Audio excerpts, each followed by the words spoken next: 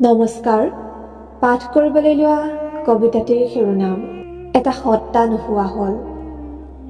কথা আৰু পাঠ দেৱশিখা ৰাজকোঁৱৰ।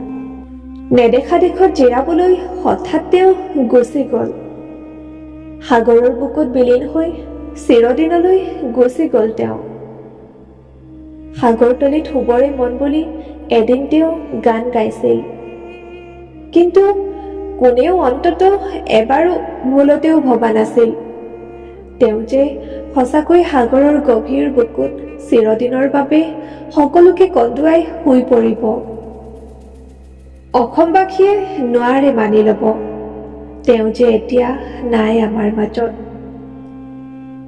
এতিয়া সকলোৱে ন্যায় বিচাৰিছে জুবিনদাৰ ৰহস্যজনক মৃত্যু মানি ল'ব পৰা নাই কোনেও। কেনেকৈ মানি ল'ব অনুৰাগীয়ে?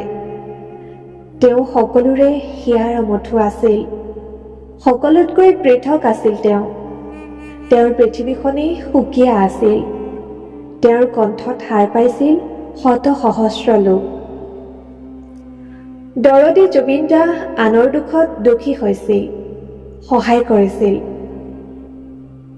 দুজাতৰ দুপাত জোতা, মূৰত এটা টুপি, তেওঁৰ থকাৰ ধৰণেই বেলেগ আছিল। তেওঁৰ কণ্ঠত যাদু আছিল, সেয়ে হয়তো মৃত্যুৰ পিছতো প্ৰতিজন লোকেই পাহৰিব পৰা নাই তেওঁক।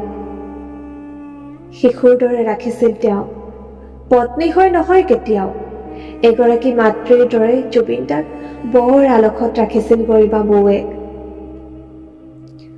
গুচি গ'ল তেওঁ সকলোকে এৰি থৈ, কিন্তু তেওঁ বিচৰা নাছিল। কিমান যে কাম কৰাৰ সপোন আছিল তেওঁৰ, জীয়াই থকাৰ হেঁপাহ, সকলো আধৰুৱা হৈ গ'ল।